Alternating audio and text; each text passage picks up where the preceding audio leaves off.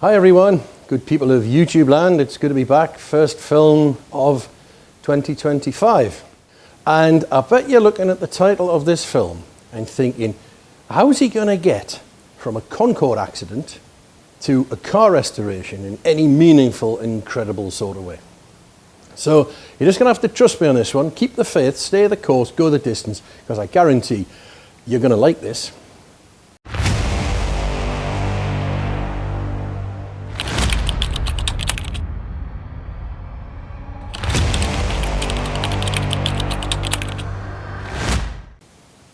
Are we seated comfortably? Then I'll begin. The story begins on the 21st of March 1992, which by coincidence was my good lady wife Rachel's 14th birthday. And it involved the British Airways Concorde, registration Golf Bravo Oscar Alpha Bravo, G Bob, on a routine shuttle from Heathrow to New York. And about an hour into the flight crew noted a slight thump and a vibration that lasted between 1 and 2 seconds. And this they attributed to a mild engine surge. Now, presumably an engine surge on Concorde at cruise altitude and speed was not a big deal. Surges can be pretty drastic, and how it works is this. This is a Bristol Orpheus. It's the great granddad of the Olympus. And this is the very engine that we developed to run Bluebird in 2018. And in the Olympus, you'll essentially find one of these in the middle with lots of extra equipment added to the ends. But that is the beginning of the whole Olympus thing. And it's a simple enough thing. It's just a tube. And this is the sucky end. This is where the air goes in the spout. And it's compressed by those blades. And you have a fixed set of blades and then a moving set of blades and then a fixed set and a moving set. And the fixed ones are designed to turn the airflow to act as well as possible on the next blade as it whooshes by. This is a turbojet, so all the air goes through it, and it just swallows air at this end. It's compressed through this area here, which is the compressor.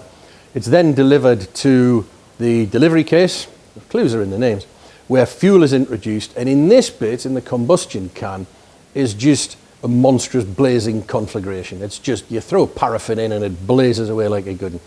And people often think that aviation fuel, jet fuel, is something volatile and nasty and dangerous and it'll explode in your face if you give it a nasty stare. It's actually just domestic heating paraffin.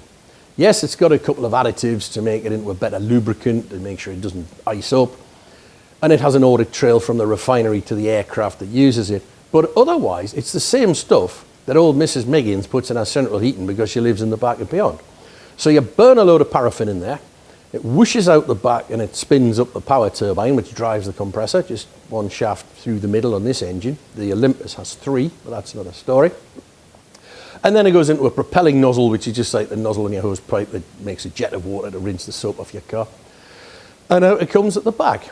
But because it's just a tube, what you don't want is the pressure in this end to ever overcome the pressure in that end. Because if that happens, the engine's just sick. It just vomits gas out the front. A surge can be really bad. There's a well-recorded incident involving XH558, I think it is, the last flying Vulcan, where some desiccant bags that had been placed in the inlets to keep moisture away from the engines were recovered before flight and then accidentally left on the lip of the inlet. Pure oversight, genuine accident, tragic, but that's what happened. But when the engines were started, so the story I was told goes, those bags were sucked back down the inlet and stuck onto the guide vanes on the engine, the first set of vanes that don't turn. That wasn't a drama while the engines were running at idle and the aircraft was taxied out, because the engine could still breathe past the bags. But as soon as it was invited to produce takeoff power, 2 things happened. First of all, the fuel system, unknowingly, because it had no idea the front end was bunged up, hurled a load of fuel into the back. And at the same time, the compressor couldn't breathe. So the compressor stalled and spat a load of debris out the front that then went into the next door engine.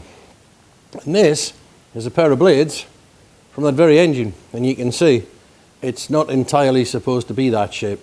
So that's how nasty a surge can be. Took out 2 Olympus engines. Fortunately, they had new ones to get it going again. but still a lot of work and a bad day at the office. So anyway, mild surge was nothing. And another little fun fact about Concorde is that in the cruise, and you're talking Mach 2, twice the speed of a rifle bullet, 1,400 miles an hour, the engines, which just had so much brute force that could punch the thing off the ground with a full load of fuel, passengers, baggage, the airframe, the whole lot. And Concorde effectively took off in a stall. These engines could literally wrench it off the ground through brute force and ignorance. But in the cruise, they only made about 40% of the thrust necessary to keep the thing winging along at 1,400 miles an hour. Because the inlets did the work. The inlets used a set of doors to slow the incoming ram air from supersonic to subsonic speeds, because you can't feed supersonic air to a gas turbine. And they gave the engine enough air to live on. The rest of it was ducted through spillways and doors and whatever to the back of the engine, and then reintroduced into the hot gas coming out the back of the engine, where it rapidly expanded and produced a whole heap more thrust. So 60% of the thrust in the cruise was made by the inlets, not the engines. But I digress. So they cruise along merrily, Elizabeth Taylor in the back, sipping champers, and at 2 hours and 57 minutes or some such, they got on the blower to New York and said, "Can we land at your place, please?" New York, of course, said, "Yes, yes, in you come." So they bled the speed back, closed the throttles a bit, started to descend, and as they passed through Mach 1.4 times the speed of sound, the aircraft started to shake and rattle and vibrate, and this was a much worse event. So they pulled the throttles back, got the speed down to, I think, about 400 knots, somewhere around there, and then gradually opened the throttles one by one by one.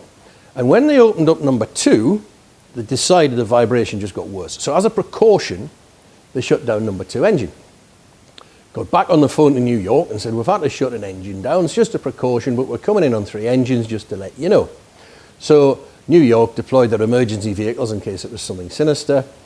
Nothing happened. The aircraft approached normally, landed normally on 3 engines. The pilot reported needing a little bit of extra rudder. Otherwise, no bother.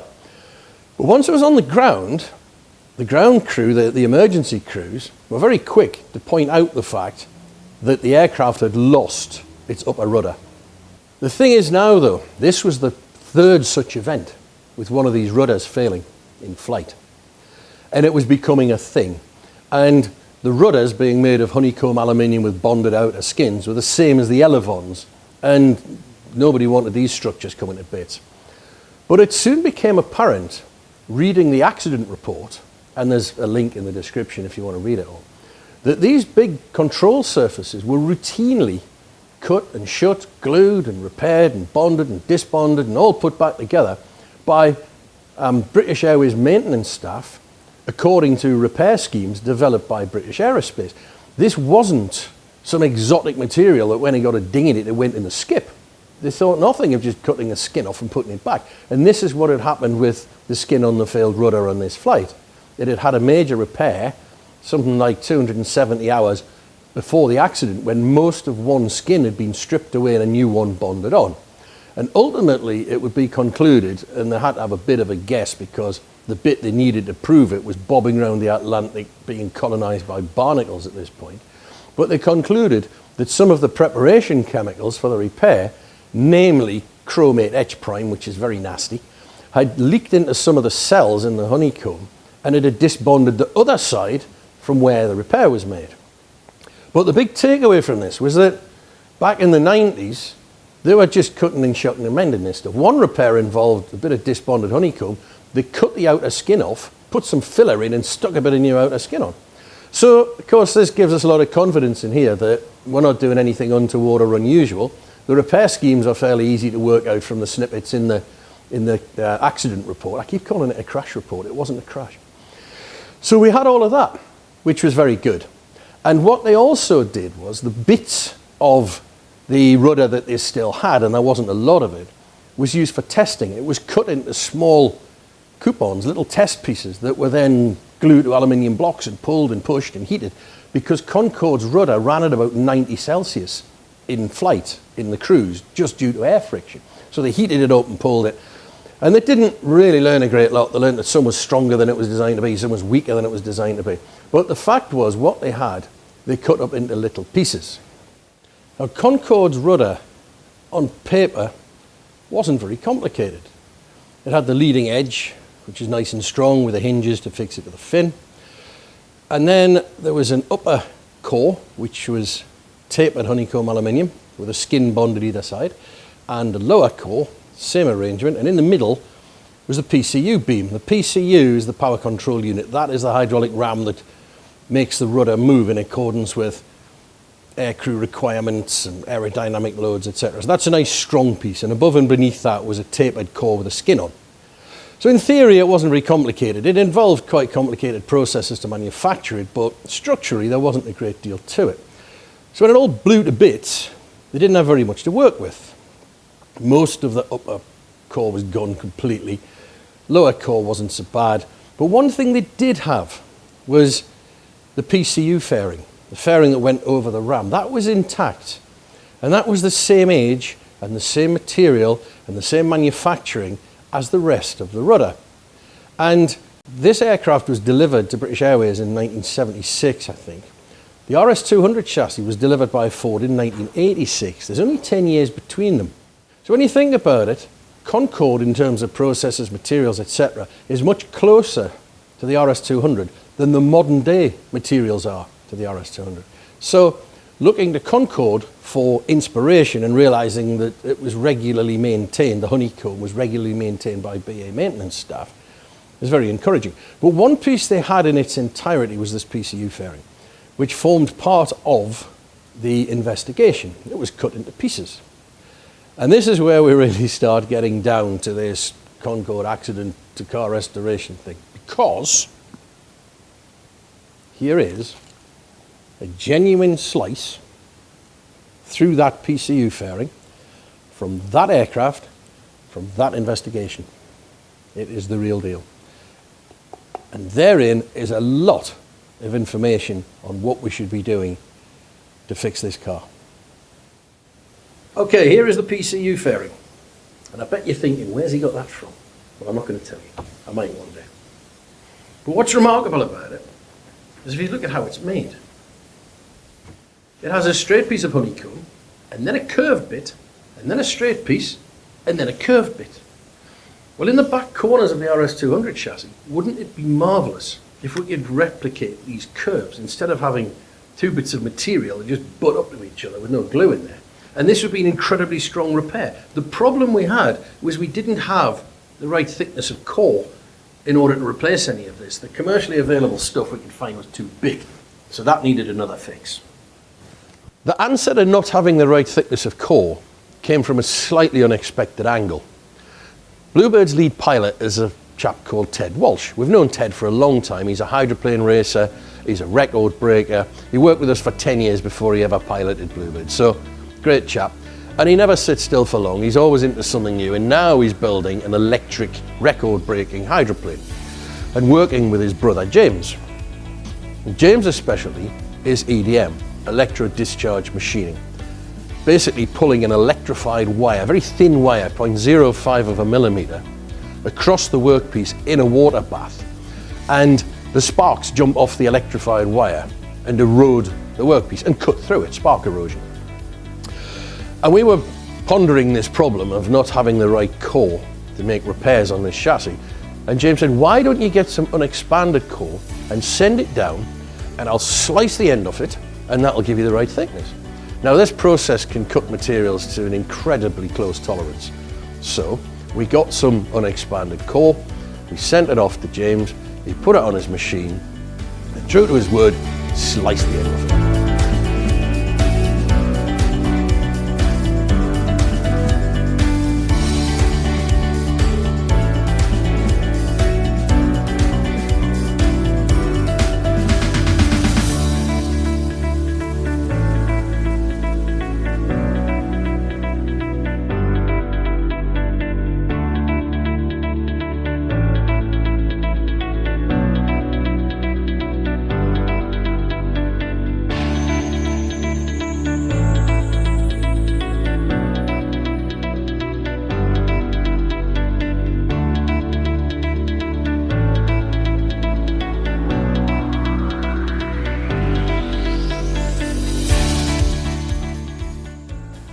And this is the result. There's a piece of unexpanded core. This is what happens to it when you tug at the edges. And this is the piece that he sliced off the end, which is all wibbly wobbly, and you can see how gentle the process has been to take that off without harming it. So now we've got exactly the right thickness of core, which means we can start replacing bits of it on the chassis. And it now just remains to be seen whether we can make a Concorde corner at the back of the chassis where the rear jacking point goes to replace the nasty unglued mitre joint that was there before. If I could briefly draw your attention back to the chassis drawing for the RS200, which is in another video entitled Anatomy of Ford's RS200 something. It's in the playlist, there's a link at the end. And this is the chassis drawing in plan form. And this is the corner that we're trying to fix down here. And all they've done on the car is got a piece of honeycomb like that, and a piece of honeycomb like that, and stuck the bottom on it, no glue in the joint, nothing. That's basically it. It's capped over with steel to the jacking point. That's all you get. I reckon we can do better than that. Challenges on us. And in the meantime, thanks James, worked a treat, bang on suggestion, top job, appreciated. And here is our first Concorde corner. It's been clamped up for a week. It's had the heater on while the glue goes off, and tomorrow we will unclamp it. We didn't film it because it was a bit of a controlled panic job. We had to manage the open time on the adhesive. We spoke to the King's supplier of resin and asked him for some different glue, which he supplied quite happily, which has worked brilliantly. We made up a couple of test pieces. That works. We had to manage that. We had to have a dress rehearsal on the clamping to make sure we could get all that done. We had to have a dress rehearsal on the assembly and the loading. And then finally, when everyone was happy, and we were a bit short-handed because it's Christmas time, we put all the glue on, put all the core in, put all the clamps on, put the heaters on, and left it. And it's been there for a week, as I say. So that will shortly be unveiled. But what we've done with it is we've cut away the core to good metal, the honeycomb core, either side, taken the substrate back to bare metal with a belt sander, little finger sander, etch primed that because aluminium grows an oxide skin that you can't do much with. It comes back as fast as you take it off. So we'll put an etch prime on, a single pack etch, which eats through the oxide into the substrate to make sure you get a good hold. We degreased it before that with hot soapy water. And then it was glued and clamped and set up. So hopefully we've done everything we can on that, and when the clamps come off, that should be bulletproof. No doubt you've seen those adverts on the interweb for this revolutionary new heater designed by a NASA scientist on his toilet break that'll heat an aircraft hangar from cold in 30 seconds using only pounds worth of electricity, and how the energy companies are going to hate it. And everyone who's ever worked in a drafty garage knows that's absolute rubbish. You can't get a quart out of a pint pot. But I do have a tiny little office upstairs, and I thought, I wonder if it'll heat the little office where the computer is. And it wouldn't. In fact, I would have been better off with a hairdryer. But you get one of these, and it's excellent for one thing. And if you work in a cold workshop, I mean, we've got a big heater, it'll keep this place toasty warm, but it gobbles through kerosene or diesel at an alarming rate. If you get one of these, you can stick it on a tripod, you can set the timer, and you can point it at the thing you want to keep warm, and it will quietly sit there holding a job at temperature for as long as you want it to. So if you want some filler to go off, some paint to go off, some etch prime to cure, some resin to cure, you can set that up, and it'll only heat the little bit you want to heat up without running your electricity bills off the scale. It's perfect for that. I know someone's got one in a cabinet with a 3D printer. So the 3D printer and the print medium stays perfect temperature at all times. So it does have its use.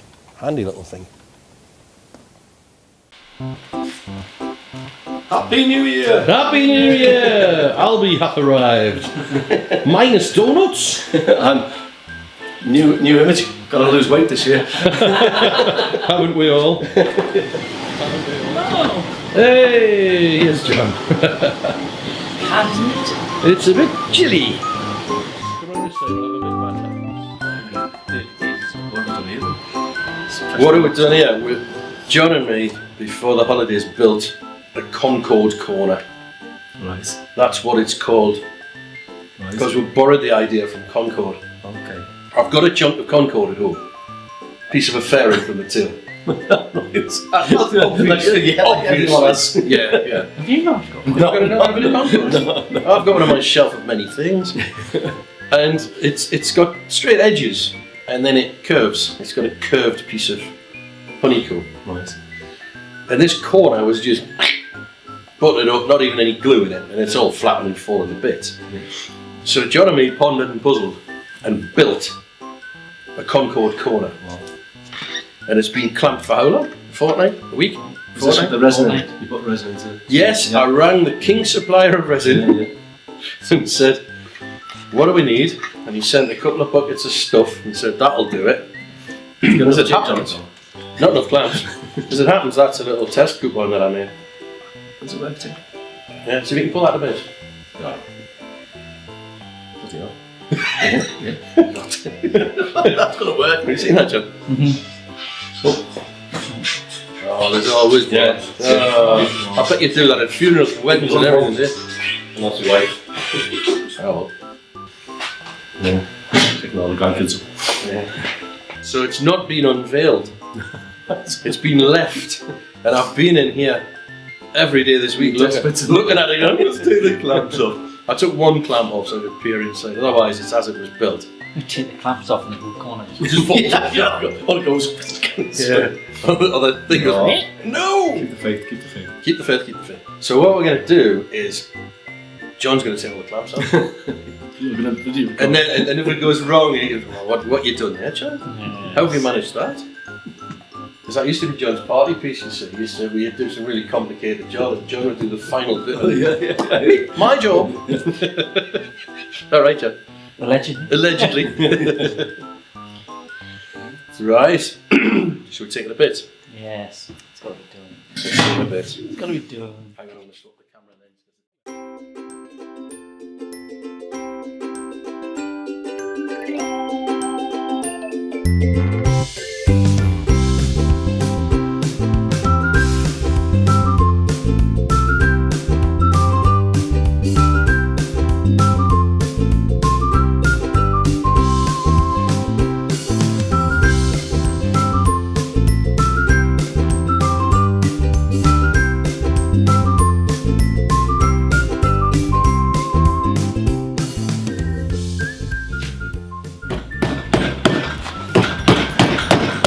That worked.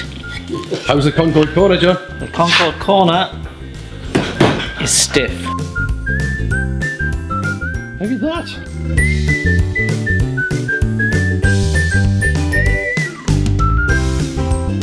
Look at that. Oh dear. Get that out. Should we tidy it up?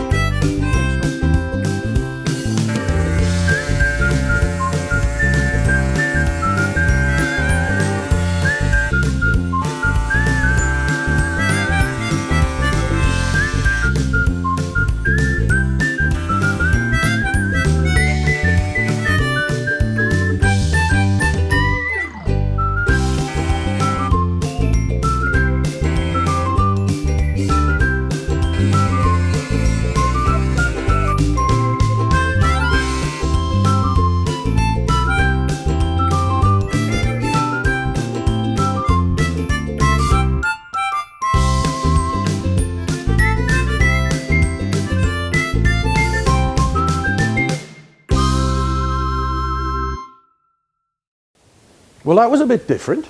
I told you that we'd get from Concorde accident to car restoration in one go unscathed, and we did.